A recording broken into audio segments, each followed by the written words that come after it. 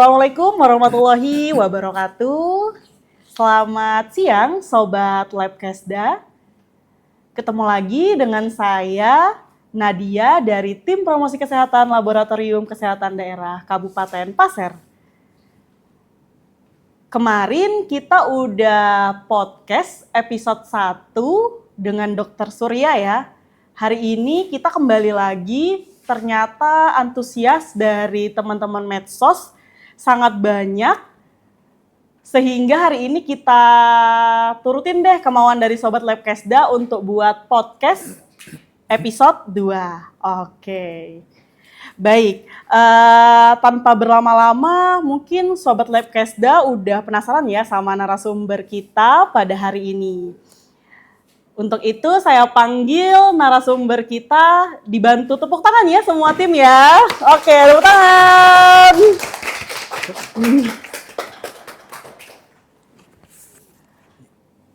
Oke, baik dok. Ya. Salam kenal dokter, saya Nadia dok. Salam kenal ya Mbak Nadia. Oke dok. Baik, Sobat Labkesda, jangan sedih ya. Mungkin kita bisa kenalan dulu sama narasumber kita yang ganteng di samping ini ya. Oke, mungkin biar nggak berlama-lama, kita langsung ke dokter ya. Dok, silakan dok memperkenalkan diri ke sobat-sobat Labkesda dok. Ya, selamat siang Sobat Labkesda. Perkenalkan saya Dr. Farid Enjang, saya dokter spesialis penyakit dalam. Saya bertugas di RSUD Kerang, tapi juga ada praktek pribadi ya di klinik Budi Mulia gitu ya. Insya Allah nanti di klinik Budi Mulia itu nanti per Januari bisa melayani pasien BPJS untuk area Tanah Grogol. Mungkin itu dulu Mbak Nadia. Oke dokter, saya panggilnya apa nih dok supaya lebih akrab dok? Dokter Farid? Ya, Dokter Farid apa? aja. Oke, dokter Farid ya. Baik, tadi udah dikenalin nih sama dokter Farid. Ternyata beliau tugasnya tadi di RSUD Kerang ya dok ya. Ya di RSUD Kerang. Selanjutnya dokternya juga ternyata ada praktek di klinik Budi Mulia. Oke, buat sobat-sobat Labkesda dan seluruh masyarakat yang ada di Tanah Grogol, kalau pengen ketemu sama dokter Farid, boleh ya ketemu di kliniknya, yaitu di Budi Mulia, klinik Budi Mulia. Kalau yang mau datang ke Kerang juga boleh dok ya, yang agak jauh ke sana gitu dok ya. Boleh, tapi kebetulan belum ada Gojek sampai Kerang. Oh iya.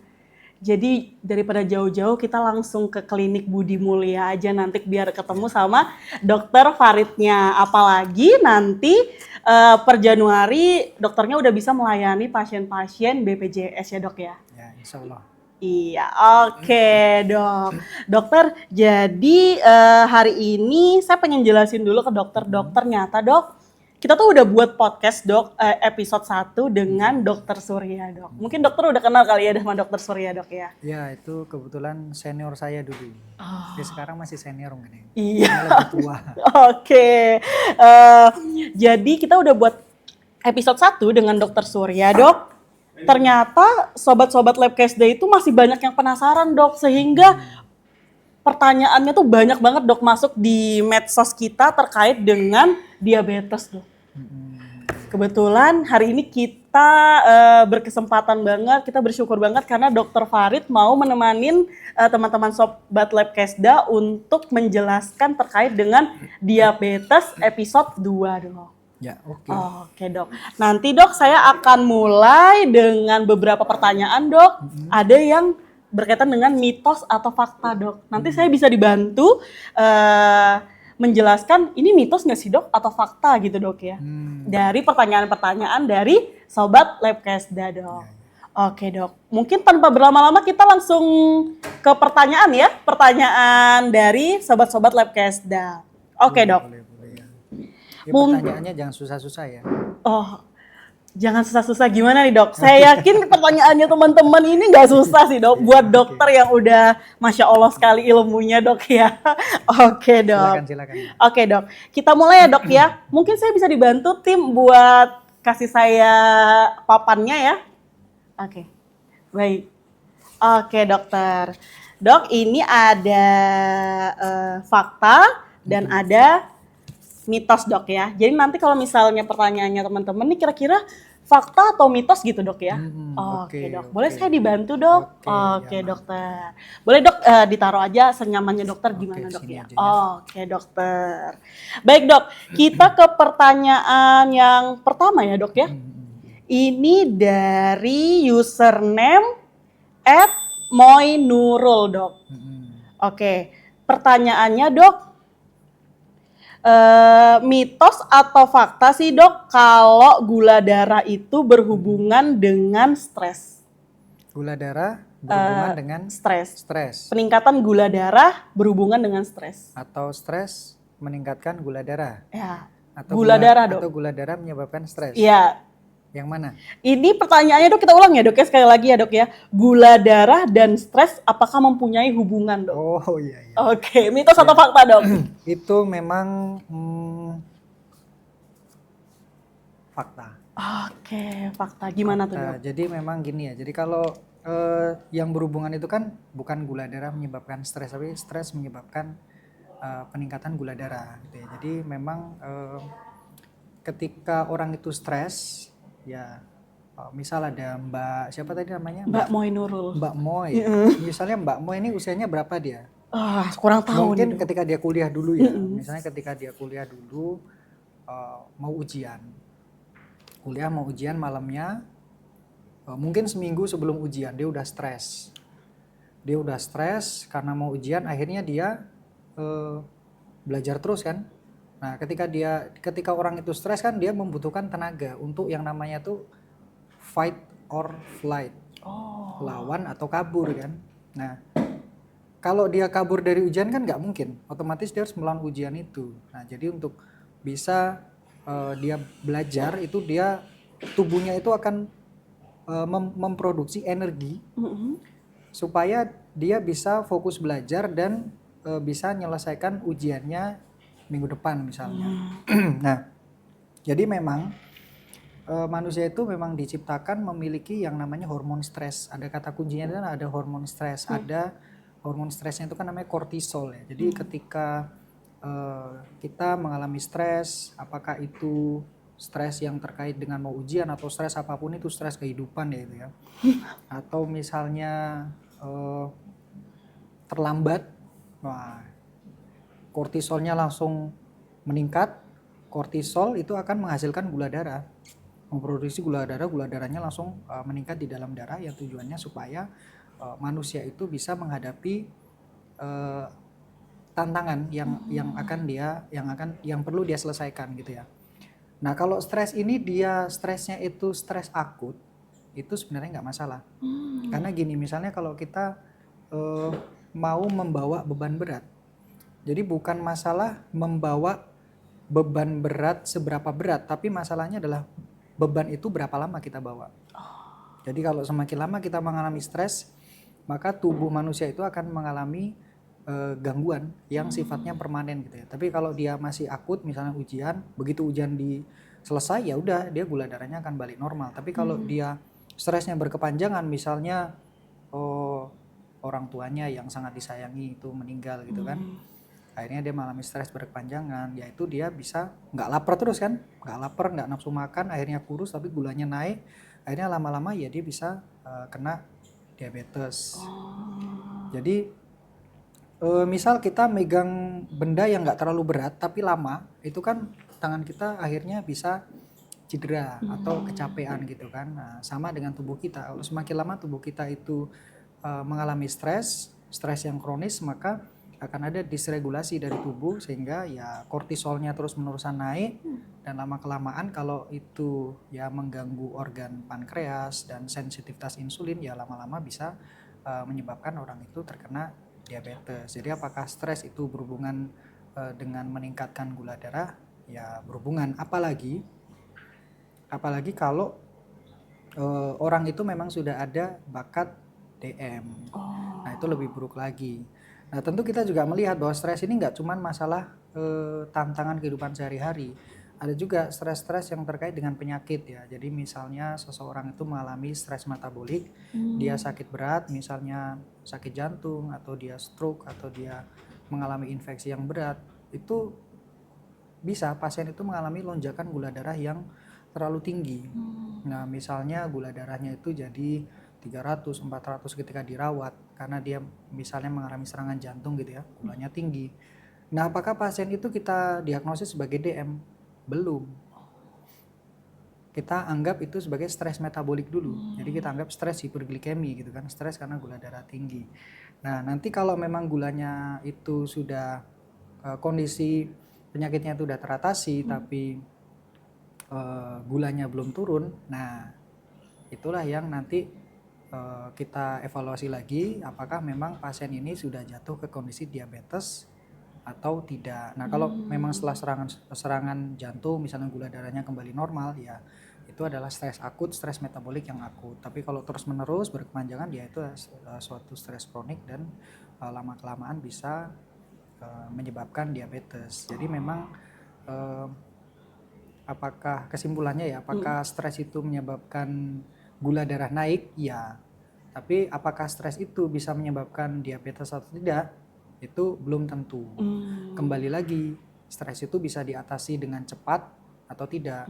Kalau bisa diatasi dengan cepat ya insya Allah nggak akan jadi diabetes. Tapi kalau stresnya berkepanjangan, bisa jadi berkembang jadi diabetes.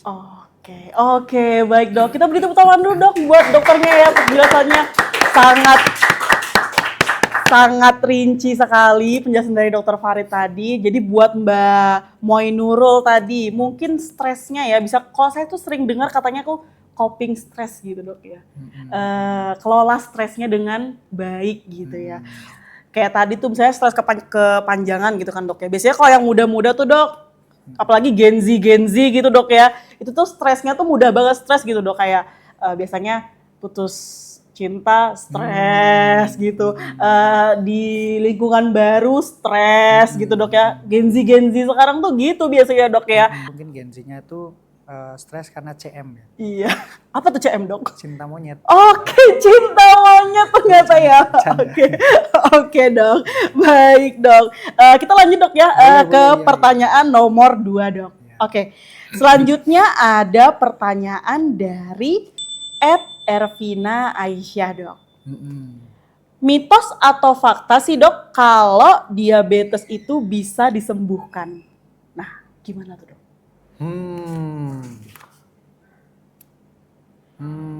Ya. Apa dok? Disembuhkan ya? Iya, disembuhkan.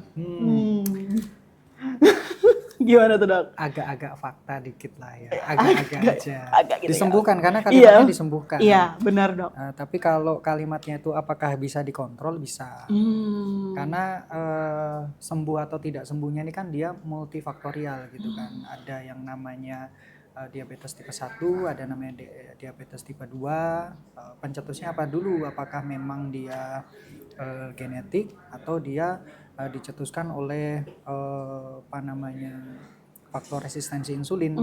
Karena bisa jadi ini kalau dia itu disebabkan karena diabetes tipe 1 tentu nggak bisa sembuh karena gini, pankreas itu kan jadi diabetes kan disebabkan karena defisiensi insulin yang dia sifatnya absolut 0 insulinnya, atau defisiensi insulin yang dia relatif, atau insulinnya kualitasnya kurang oke, jadi dia sensitivitasnya itu turun gitu ya. Nah, pada defisiensi insulin otomatis kan kita berpikir oh ini dari pankreas nih dibikin insulinnya gitu kan. Nah, sehingga pertanyaannya kalau pankreas ini rusak, bisa nggak pankreas itu regenerasi? Tentu kan jawabannya tidak. Satu-satunya organ manusia yang bisa regennya itu bagus adalah apa mbak? Apa ya? Apa guys? Regen yang bisa sembuh nih apa guys? Organ manusia yang bisa regenerasi sendiri. Regenerasi sendiri? Hati. Nah, jadi kalau sakit hati itu seharusnya bisa sembuh kembali, tinggal menemukan obatnya masing-masing. Nah, itu bercanda. Oke, ternyata tadi tim Promkes udah bisa ini ya langsung menjawab gitu ya terkait dengan hati gitu tadi ya. Oke, Nah, Dok. jadi ini saya lanjutin lagi. Iya. Jadi Gimana, Dok? Jadi apakah diabetes itu bisa disembuhkan? Kalau dia karena kerusakan pankreas tentu pankreas nggak bisa regenerasi kembali sehat lagi seperti pankreas muda. Jadi ya untuk diabetes tipe 1 jawabannya nggak bisa. Tapi kalau dia itu karena resistensi insulin, misalnya pasiennya itu dia dulunya gemuk dan gulanya juga nggak tinggi-tinggi amat gitu kan. Misalnya mungkin cuma 200-an 50 atau mungkin 300 gitu ya. Kemudian dia memperbaiki pola hidupnya dengan makan makanan yang real food ya, kalau orang sekarang bilang ya real food. Kemudian dia memperbaiki sensitivitas insulinnya dengan cara dia olahraga sehingga dia uptake glukosanya ke otot dan lain sebagainya itu jadi baik. Kemudian dia menghilangkan faktor peradangan kronis yang disebabkan karena asam lemak yang ada di tubuhnya yang tadi orang gemuk tadi. Nah itu dia bisa sembuh, bisa sembuh itu diabetesnya. Tapi tanda kutip ya, bisa sembuh. Sehingga tadi kalau pertanyaannya dia diabetes itu apakah bisa sembuh atau tidak? Ya multifaktorial gitu ya, multifaktorial. Bisa jadi bisa sembuh, bisa jadi harus mendapat bantuan obat-obatan atau insulin gitu. Oh iya. Jadi memang itu harus di follow up lebih lanjut lah. Kita nggak bisa simpulkan secara ini dengan pertanyaan yang terlalu sederhana. Oh iya, oke, baik. Untuk Mbak Ervina tadi ya, itu jawaban dari Dokter Farid. Makanya kita butuh tenaga profesional ya, kayak dokter gitu ya dok ya, untuk memfollow up tadi gitu kan. Ketika kita udah kena diabetes, apakah bisa disembuhkan atau enggak, kita perlu konsultasi dan pengobatan yang tepat gitu dok ya. Dibantu dengan orang-orang yang profesional. Oke, baik dok. Tadi dokter sempat menyinggung terkait dengan diabetes tipe 1, diabetes tipe 2 gitu dok ya. Saya ingin langsung aja nih dok, saya ada pertanyaan dari RR Meliana. Oke, ini dok pertanyaannya, apa aja sih dok tanda-tanda dan gejala umum dari diabetes tipe 2 dok? Oke. Nah, gimana diabetes tuh, tipe 2 ini ya? Iya, tipe 2 nih dok. Karena kalau tipe 1 itu langsung kelihatan. Anak-anak gulanya tinggi gitu kan. Nah, kemudian dia pasti ada gangguan tumbuh kembang. Lebih pendek dibandingkan dengan seusianya gitu ya. Nah, tapi ini balik lagi ke pertanyaan tadi ya. Iya. Apa aja gejala diabetes ya? Jadi kalau gejala diabetes secara umum itu kan dia ada gejala klasiknya gitu ya. Secara teori ya orangnya jadi gampang haus ya kan. Gampang haus karena memang ini gulanya itu dia akan menarik air dari sel-sel badannya. Jadi selnya itu kehausan. Kemudian yang kedua kan gampang lapar karena memang makanan yang dimakan itu nggak bisa dibawa masuk ke selnya. Jadi selnya itu terus-menerus kelaparan. Jadi dia selnya mengirim sinyal supaya orangnya itu makan terus. Gampang haus, gampang makan sama sering kencing. Sering buang air kecil. Iya. Sering buang air kecil itu kan karena dia memang gulanya terbuang di ginjal dan dia kan punya sifat osmotik ya. Jadi dia menarik air, jadi sering buang air kecil. Jadi berapa kali dia buang air kecil gitu kan. Misalnya malam sering buang air kecil bangun lebih dari 3 kali misalnya. Nah, bisa jadi itu perlu ditelusur. Ada nggak DM-nya? Bisa jadi ada, bisa jadi yang lain gitu kan. Cuman kan ini secara umum aja. Sama ada gejala klasik yang keempat itu adalah cepat lemas tanpa penyebab yang jelas. Pokoknya lemas terus. Ya, kalau Gen Z sekarang bilang lemas itu kan cuma karena ngeluh aja. Kalau ini betulan lemas nggak jelas pokoknya lemas aja gitu kan. 4 gejala klasik itu nanti dicek gulanya tinggi ya udah itu bisa dibilang sebagai diabetes. Nah, kalau dia itu sudah lebih dari 5 tahun kena diabetes, kita bisa melihat gejala-gejala lain, gejala terkait dengan komplikasi diabetes yang mungkin muncul gitu ya. Jadi misalnya dari penglihatannya, apakah ada retinopati, pandangannya kabur nggak, ada katarak apa enggak, lihat-lihat sinar itu lebih silau apa enggak gitu kan. Kemudian misalnya terkait dengan komplikasinya, misalnya ke jantung, ada nggak dia nyeri-nyeri dada gitu kan. Terkait komplikasinya di saluran cerna, ada nggak dia sering mual muntah tanpa sebab yang jelas nggak gitu kan. Kemudian terkait komplikasi di ginjal, buang air kecilnya itu berbusa-busa nggak, yang menandakan kalau memang ginjalnya itu bocor gitu kan. Kemudian dia ada kebas-kebas nggak terkait dengan komplikasi di persarafan, nah, kebas-kebas, kesemutan gitu kan. Kemudian kakinya dilihat ada luka apa enggak gitu. Jadi memang kalau untuk diabetes yang awal-awal itu kita mungkin hanya akan menemukan yang 4 gejala klasik tadi. Tapi kalau dia udah 5 tahun, pasien diabetes datang ke saya misalnya udah berapa tahun Bu? 10 tahun. Pertanyaan saya bukan itu lagi, tapi pertanyaan saya matanya kabur nggak Bu? Gitu kan. Dan lain sebagainya gitu ya. Obrolannya udah gejala-gejala terkait dengan komplikasi yang mungkin muncul. Ya, gitu. Oke, itu tadi ya gejala-gejala dari diabetes tipe 2. Oke dok, ini kayaknya pertanyaannya nyambung banget dok sama pertanyaan selanjutnya di dok ya. Saya langsung sebutkan aja pertanyaan dari username Syarah M dok.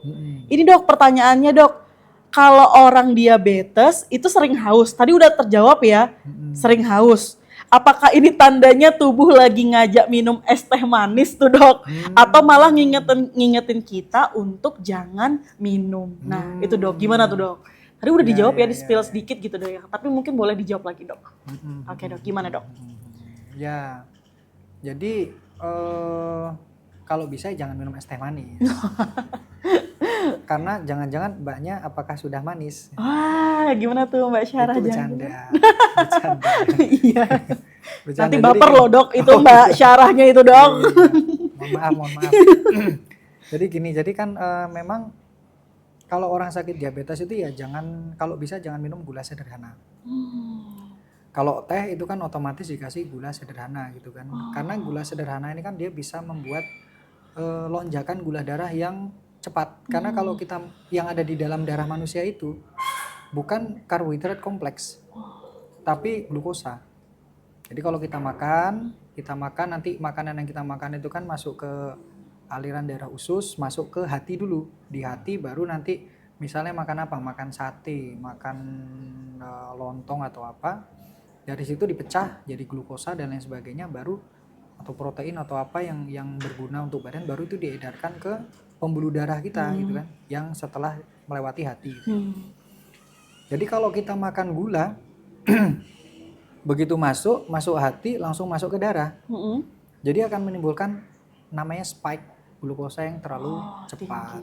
Jadi itu akan men-trigger terjadinya diabetes gitu kan. Nah, jadi ya boleh minum teh manis, tapi ya jangan manis-manis amat gitu kan. Artinya ya kan kita sudah punya takaran tuh dalam satu hari maksimal berapa gula yang boleh dikonsumsi gitu kan.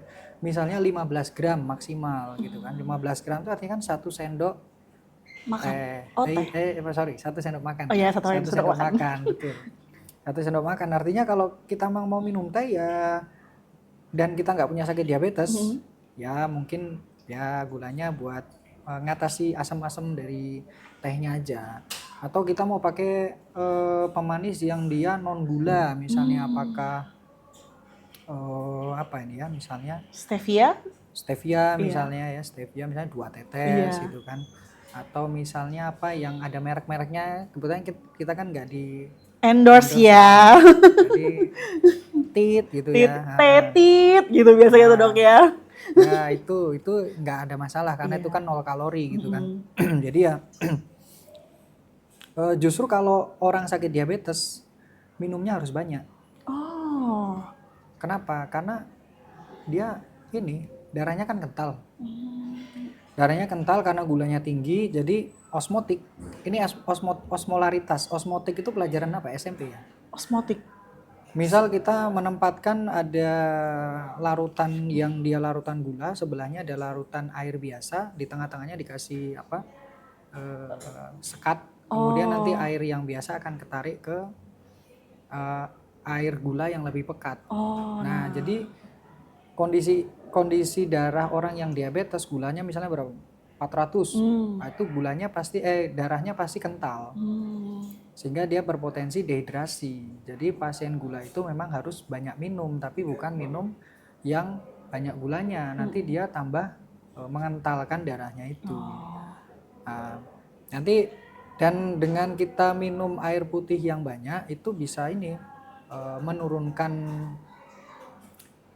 kelarutan gula, jadi nggak terlalu kental gitu ya. Jadi malah bisa mendilusi gula darahnya. Jadi misalnya gulanya itu 400, karena minumnya cukup, dia bisa jadi turun kalau dicek. Jadi misalnya 350 gitu ya, lumayan. Dan yang paling penting adalah dia menghindari dehidrasi, karena orang yang sakit diabetes ini dia salah satu kegawatan yang mungkin muncul kalau dia mengalami kondisi akut ya, kondisi hiperglikemia akut. Itu adalah dehidrasi berat.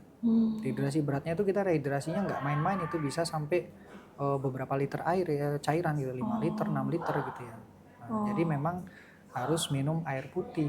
Yang banyak. Kalau haus ya minum air putih. Nah, sampai kapan minum air putihnya? Ya karena gulanya tetap tinggi, dia akan terus kehausan. Jadi dia minum obat dong.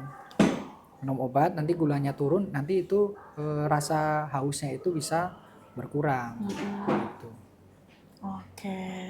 Oke, baik dok. Terima kasih dok jawaban dari dokternya. Dok, saya boleh juga nggak sih tanya dok, kalau sobat Labkesda kan banyak yang penasaran nih ya. Saya juga penasaran karena jawaban dokter tadi, saya pengen tanya dok. Karena tuh ada beredar gitu dok ya di kalangan medsos, di TikTok, di Instagram gitu dok. Sekarang tuh banyak banget Gen Z atau yang muda-muda tuh dok, gini, karena tahu nih kalau misalnya resiko diabetes mereka tinggi nih dok. Mereka tidak ada gejala diabetes dok, nggak ada menuju ke sana. Tapi mereka kayak langsung gini, membatasin atau mengkat gula dok. Jadi mereka nggak minum gula dok, nggak, misalnya kita beli es teh manis gitu kan dok ya. Itu biasanya gini, kita peduli kesehatan gitu, kita pakai gula tadi dok, gula buatan tadi yang mereknya kita nggak bisa sebut ya tadi ya, gitu ya, stevia tadi dan lain-lain gitu dok. Nah terus ada saya nggak tahu nih dok, ini mitos atau fakta sih dok, katanya malah kalau orang sehat nih dok, yang biasanya sehat nggak ada lonjakan gula dan lain-lain, gulanya selalu normal ketika tes dok, tapi ketika dia langsung membatasi konsumsi gulanya dan dia menggantinya menjadi dengan stevia tadi dok, maka resiko diabetes dia menjadi tinggi dok. Itu benar nggak sih dok? Mitos atau fakta dok? Jadi ini pertanyaannya yang mana nih? Yang Pertanyaannya mitos fakta nih? Yang ada mitos, dua nih. Yang ini dok, yang stevia dok. Stevia? Orang yang normal dok, ketika dia menggunakan stevia, apakah resiko dia kena diabetesnya lebih tinggi dok? Dibandingkan orang yang tidak menggunakan stevia tapi dia menggunakan gula biasa gitu dok. Iya. Oke. Gitu. Ya itu mitos. Itu mitos karena kita kan konsepnya ini kalau stevia itu kan ya 0 kalori. 0 kalori. Jadi memang dia seharusnya secara teori dia nggak akan membuat orang itu kena diabetes. Kita harus lihat orang itu kan nggak bisa kita lihat by satu hal saja gitu kan. Nah ini orang ini gimana? Jangan-jangan dia kalorinya lebih gitu kan, kalorinya lebih. Misalnya ada seorang Gen Z itu menolak atau membatasi dirinya mengkonsumsi gula sederhana. Tapi dia nggak membatasi kalori. Nggak membatasi kalori. Ya itu tetap aja dia akan kelebihan energi, kelebihan kalori. Karena terjadinya diabetes itu bukan hanya masalah mengkonsumsi gula sederhana, tapi karena banyak faktor. Jadi misalnya orang yang pakai stevia tadi ternyata dia setiap hari itu makan kalorinya berlebihan. Nah, jadi berapa kebutuhan kalori itu ya? Misalnya pada orang dengan berat badan 70 kilo laki-laki gitu kan, mungkin kebutuhan kalorinya 2000 kilokalori. Nah, kalau misalnya dibagi 3 nanti 3 kali makan gitu kan 2000, jadi 1 kali makan mungkin 500 nanti ada 2 selingan itu yang dia 250 sehingga total 2000 kilokalori. Nah mungkin Gen Z-nya ini paginya sarapan nasi padang, siangnya makan sate, malamnya dia makan nasi goreng porsi kuli. Sehingga kalorinya dia 3000 total seharian. Nah 3000. Nah kalau kita makan kebanyakan seperti itu nantinya kan masuk ke dalam hati, masuk ke dalam hati. Hati ini kan sebagai storage yang tempat penyimpanan glikogen gitu kan, glukosa kompleks ya jadi glikogen. Nanti kalau sudah full dia jadi apa gitu kan? Dia akan diubah jadi asam lemak. Jadi trigliserid misalnya diedarkan ke seluruh tubuh. Nanti jadilah dia kelihatan gemuk. Nah, dia kelihatan gemuk. Nah, lemak-lemak visceral itu dia itu punya sifat menyebabkan peradangan gitu kan. Dia bikin peradangan, kemudian dia akan menempel-nempel di lemak-lemak otot-otot gitu kan, sehingga mengganggu glukosa transporter namanya. Nah, jadi orang ini akan berpotensi terjadi resistensi insulin.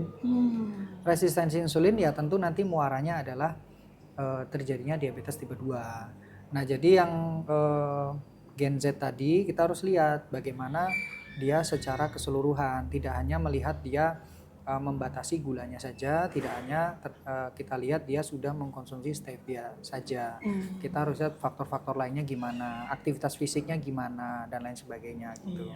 Karena aktivitas fisik pun dia sangat impactful gitu kan, dalam hal meningkatkan sensitivitas reseptor insulin yang ada di otot gitu. Oke, baik dok. Jadi itu ya jawaban dari dokter Farid tadi ya. Jadi buat Sobat Labkesda jangan takut ya mengkonsumsi stevia gitu ya. Bagus ya dok ya. Tapi yang harus diperhatikan adalah kontrol kita ya, kontrol diri kita terkait dengan kebutuhan kalori kita atau pola makan kita. Dan jangan lupa untuk aktivitas fisik setiap hari ya dok ya. Oke, baik dok.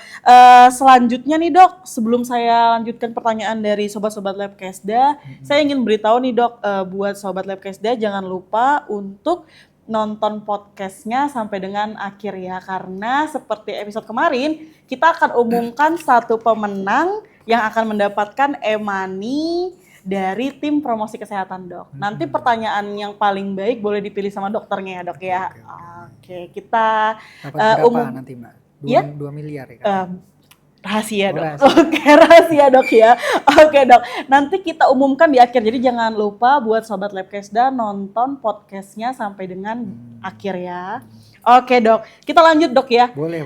Mungkin ini dok, tadi kan sudah saya nih yang tanya dok. Ternyata dari tim promosi kesehatan nih dok, ada juga yang pengen tanya langsung ke dokter gitu dok. Boleh deh, kita katakan dong siapa tim promosi yang mau tanya tadi. Coba dok, siapa? Oke, silakan mbak. Boleh mbak langsung tanya dok mbak. Dok, saya mau menanyakan, benarkah penggunaan insulin membuat pasien ketergantungan seumur hidup atau itu salah kaprah aja? Itu membuat pasien takut berobat. Nah, gimana tuh dok? Itu penjelasannya panjang. Wah. Jadi kalau podcast ini nggak cukup ya, minimal 2 hari 3 malam itu penjelasannya. Nggak tidur kita ini. Secara umum aja ya. Ya, boleh dok secara umum, nanti mungkin lebih jelasnya kita boleh sharing lagi sama dokter Farid di lain waktu gitu dok ya. Oke dok, gimana dok? Ya, jadi yang sering kita temukan itu kan masyarakat takut menggunakan insulin. Karena mereka berpikir kalau menggunakan insulin itu wah tetangganya pakai insulin kemudian cuci darah meninggal. Ya, benar. Mereka menganggap kalau sudah pakai insulin itu ya outcome-nya itu jadi meninggal gitu kan. Itu benar apa enggak gitu kan. Tentunya itu adalah suatu bukan mitos tapi adalah salah pola pikir gitu, salah pola pikir. Jadi konsepnya adalah kita harus memahami insulin itu apa dan fungsinya apa gitu kan. Jadi dalam tubuh manusia kita punya pankreas. Pankreas itu ada sel beta dan sel alfa. Sel betanya produksi insulin, sel alfanya produksi glukagon. Mereka sama-sama tujuannya untuk kontrol gula darah manusia supaya gula darahnya normal. Kalau kebanyakan insulin nanti dia cenderungnya jadi kurang gula. Kalau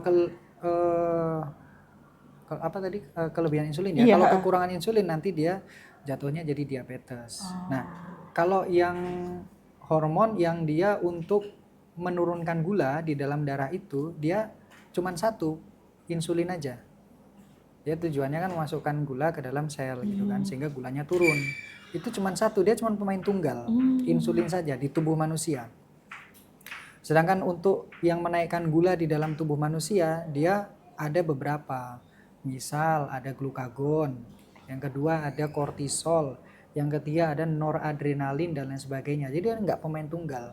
Jadi dia bila salah satu itu mengalami masalah, masih ada temannya yang lain untuk membackup. Sedangkan kalau yang untuk menurunkan kadar gula, dia hanya pemain tunggal. Insulin hanya pemain tunggal saja. Jadi kalau kita pikir tadi berarti insulin ini adalah obat atau hormon gitu kan? Iya. Hormon manusia dong, karena dia diproduksi di pankreasnya manusia. Jadi insulin ini berarti dia baik atau buruk? Baik dong. Baik dong, karena dia fisiologis Iya. miliknya manusia.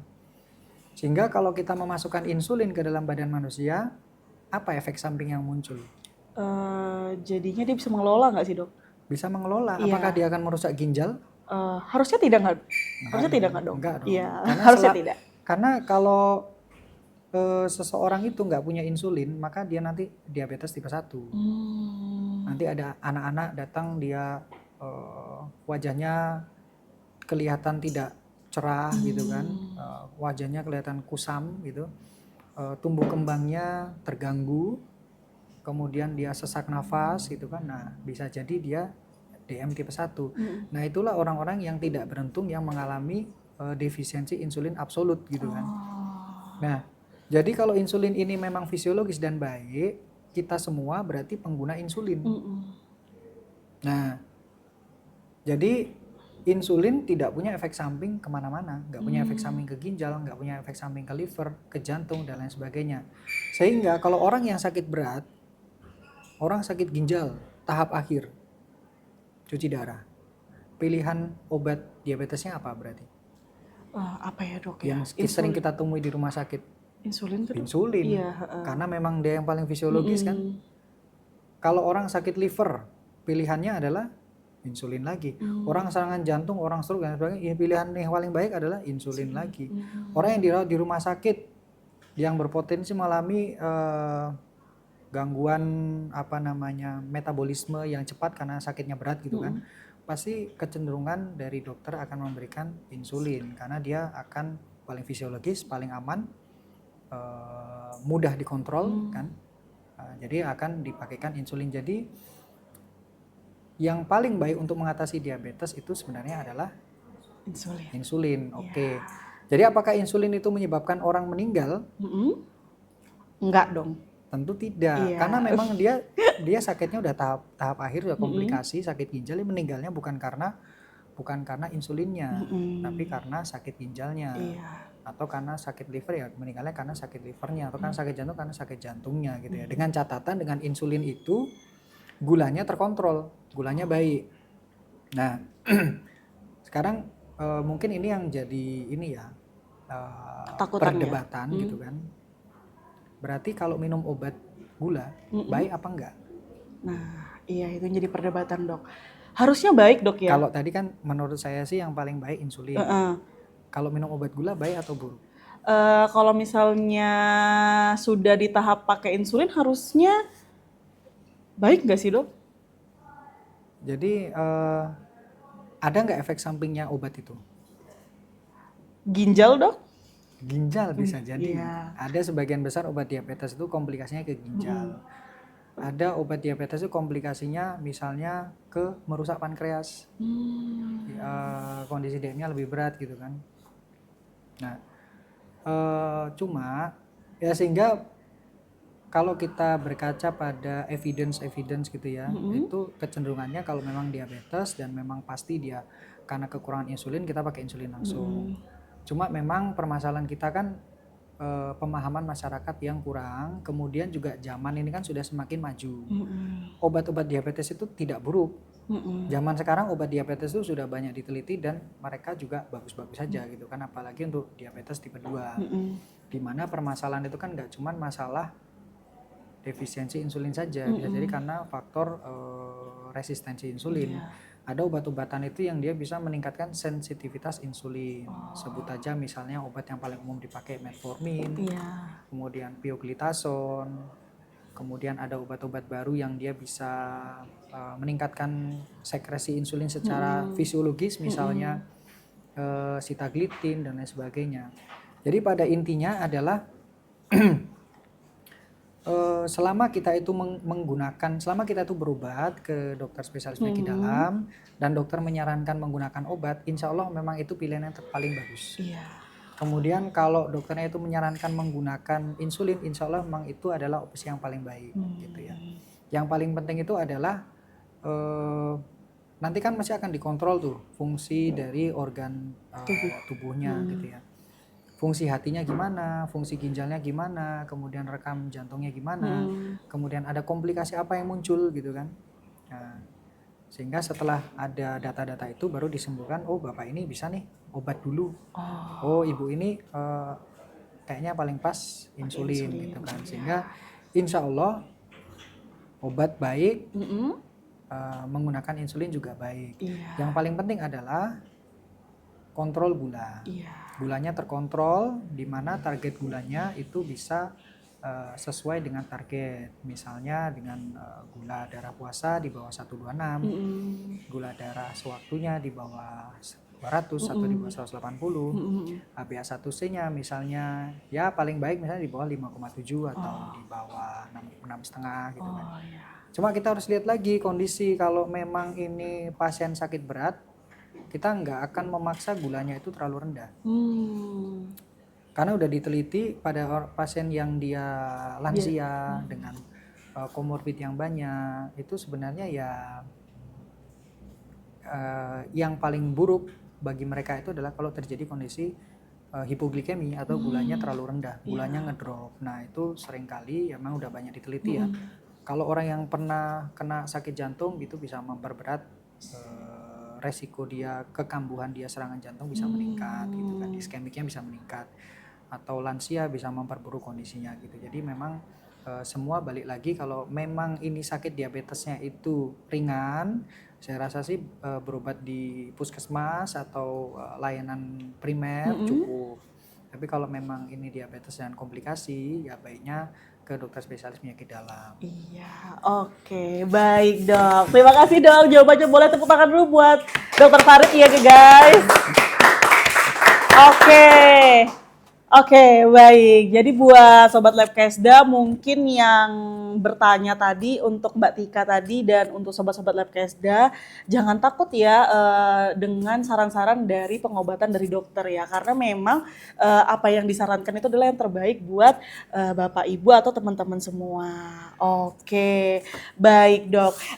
Ini dok, tadi kan dokter ada menyinggung dok ya terkait dengan kadar gula darah, baru ada kadar dari HbA1c gitu dok ya. Tadi ada yang tanya nih dok di Sobat Lab Kesda atas nama @Bambang Prayogi dok. Ini pertanyaannya dok, kalau cek HbA1c dapat nilai 5,1, kapan ya harus cek lagi? Kayaknya tadi normal dok ya. Harusnya di bawah 5,7 tadi dok ya. Ya, gimana tuh dok? Ya udah nggak usah cek lagi. Cuma gini, maksudnya tuh kan ini pasiennya ini screening saja atau memang dia sedang evaluasi pengobatannya gitu kan. Kalau dia ini screening saja, kemudian si Mas Prayogi ya namanya, Mas Prayogi ini memang dia nggak ada keluhan diabetes ya, yang tadi ada gejala klasiknya itu nggak ada, kemudian kondisinya fine aja. Kebetulan kok ini untuk kepentingan MCU perusahaan, ya nggak usah cek lagi, nanti cek lagi kalau disuruh perusahaan lagi. Atau ada pemberatan kondisi ya, misalnya kok jadi muncul gejala-gejala gitu kan, boleh dicek ulang. Tapi kalau ini tujuannya untuk evaluasi pengobatan, jadi sebelumnya itu memang HbA1c-nya tinggi, misalnya 7,5 gitu kan, ya tentu kita evaluasi per 3 bulan.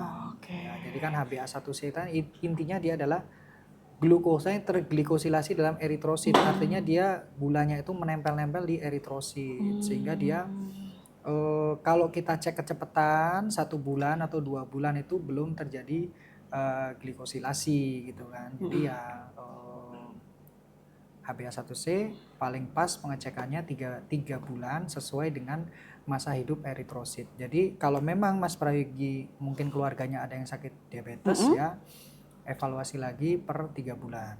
Oke, baik. Buat Mas Prayogi ya nanti ya, boleh tuh kalau misalnya ternyata memang untuk MCU biasa aja, nggak perlu cek lagi. Tapi untuk kalau misalnya keperluan screening dan emang punya gejala ya, boleh nanti dicek, bisa cek di Labkesda ya, jangan lupa. Oh, iya, Oke. cek di Labkesda. Iya, cek di Labkesda. Oke, Harganya baik dok. paling murah ya. Iya, di Labkesda pelayanannya cepet, murah, dan efisien. Pokoknya kita datang aja ya ke Labkesda ya buat sobat-sobat Labkesda.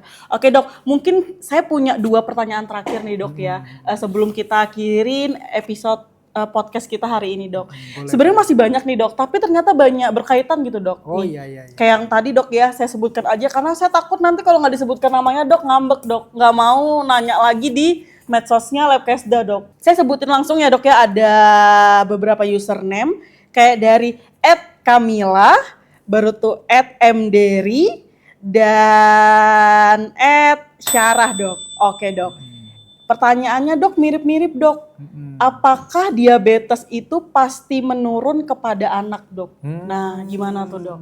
Orang tuanya biasanya diabetes nih dok yang kayak gini nih dok. Oh iya, ini saya jawab singkat apa 2 jam? Oh singkat aja dok. Singkat aja. Iya Ya, singkat karena aja dok. waktunya udah mepet ya. Iya bener dok. Jadi apa tadi pertanyaan, menurun apa enggak? Iya menurun nggak sih dok kepada anak dok? Ya, jadi yang menurun itu kan sebenarnya resikonya. Kalau nanti anaknya bisa kena diabetes apa enggak, bisa jadi iya, bisa jadi enggak. Jadi kan misalnya kalau orang tua salah satunya itu diabetes, maka resiko anaknya kena diabetes kan mungkin sekitar 25% gitu ya. Saya lupa itu angka pastinya, intinya sih 1/4 gitu ya. Kemudian kalau dua-duanya yang kena itu kan resikonya turun itu sampai 50%.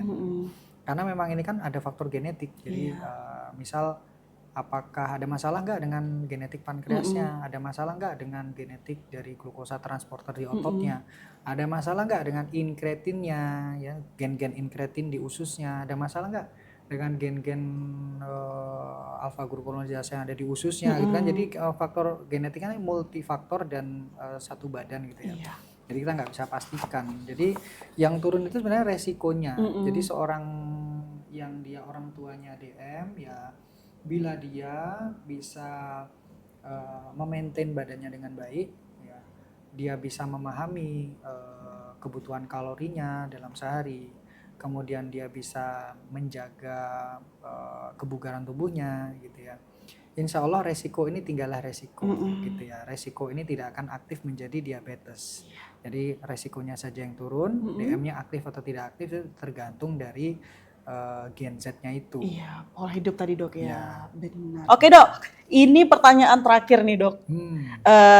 Dari @faridah_wh dok. Ini tips sih dok. Gimana sih dok melawan diabetes di usia muda dengan fakta di lapangan yang sulit dikontrol? Boleh dok kasih tips-tipsnya buat anak-anak muda, gimana sih supaya tidak terkena diabetes dok? Ya, Oke. Gimana dok? Jadi memang permasalahan kemajuan zaman itu kan adalah kemudahan akses. Iya. Mudah akses mencari minuman rasa-rasa. Mudah akses mendapatkan makanan yang dia kalorinya terlalu tinggi. Atau kemudahan akses mendapatkan ultra processed food gitu kan. Sehingga kita bisa mendapatkan, mungkin kalau di kota-kota besar itu ada ini ya, ada aplikasi ojek online atau ojek makanan gitu kan, itu jadi Sofi lebih food gitu ya. lebih brutal lagi itu, lebih brutal karena kan mudah gitu ya. Nah jadi kemudian yang kedua itu kan karena memang zaman sekarang orang-orang lebih cenderung main gadget kan.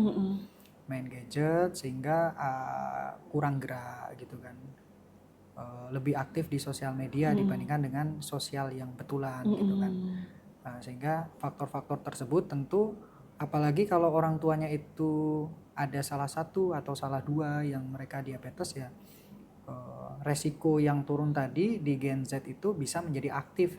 Dia bisa DM mungkin di usia 35, 40 dia udah bisa aktif DM-nya gitu kan. Nah sehingga memang harus ada perubahan dalam yang dilakukan oleh Gen Z tersebut. Yang perlu kita lakukan mungkin ya ini ya, kita harus memahami dulu konsep-konsep terkait dengan kalori gitu kan, konsep terkait dengan kalori. Jadi Gen Z itu ya harus memahami dan mempelajari kalori itu apa, kebutuhan kalori dia itu berapa. Misalnya satu boba, tahu nggak Mbak Nadia satu boba itu kalorinya berapa? Nah ini saya tanya balik karena saya dari tadi kan ditanya terus. Oke dok. Satu cup boba, berapa kalorinya satu cup boba? Oke dok. Yang saya tahu ya dok bisa sampai 400 dok.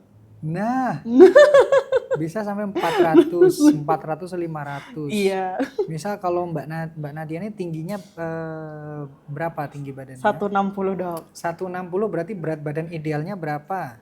Harusnya di bawah 65 ya dok ya. Berarti 90% dari 60. Mm-mm. Berarti mungkin sekitar 56, 57. Iya. 56 berarti kebutuhan kalorinya berapa? Kalau perempuan kan kali 25. Berarti 50 kali 25 itu berapa ya? 50 kali 25. 1250. Iya. Wah, ini sepertinya nih Mbak Nadia ini apakah ketika pelajaran matematika itu ketiduran gitu kan? Apakah memang? Nah, jadi mungkin kebutuhan kalori Mbak Nadia sehari itu 1.300 lah Iya, atau 1.400. Udah kena satu boba. Berarti kan jatah makannya udah berapa tuh? Udah tinggal 900. Nah, ditambah kalau 3 kali makan udah surplus kalorinya. Sehingga ya nanti bisa ya kalau kelebihan kalori ya tadi obesitas dan sebagainya gitu kan. Nah, jadi yang pertama untuk Gen Z itu harus memahami kalori itu gimana. Dan juga yang sering terjadi di masyarakat tuh kalau dia kena diabetes takut makan. Boleh nggak orang diabetes takut makan? Enggak dong, nggak boleh ya. Harusnya Kenapa? ngontrol makanannya dong. Kenapa kok nggak boleh ngurangi makan orang diabetes? Karena nanti lonjakan gulanya dok. Misal, oh saya diabetes, hari ini saya cuma makan 2 sendok. Boleh nggak? Nggak boleh dok. Lah kenapa? Karena menurut saya nih dok ya, karena saya nggak ahli, nanti boleh dibantu dok ya, jawab dok ya. Oke dok, karena kan kita tadi ada kadar gula ya dok ya di dalam tubuh kita dok ya. Terus kalau misalnya kita cuma makannya 2 sendok gitu kan, nanti sehari. takutnya tadi yang kata dokter hipo, yang Dia diabetes, gulanya dicek 300. iya, tiba-tiba dia cuma makan 2 sendok, nanti tiba-tiba Boleh bisa nggak? turun nggak dok?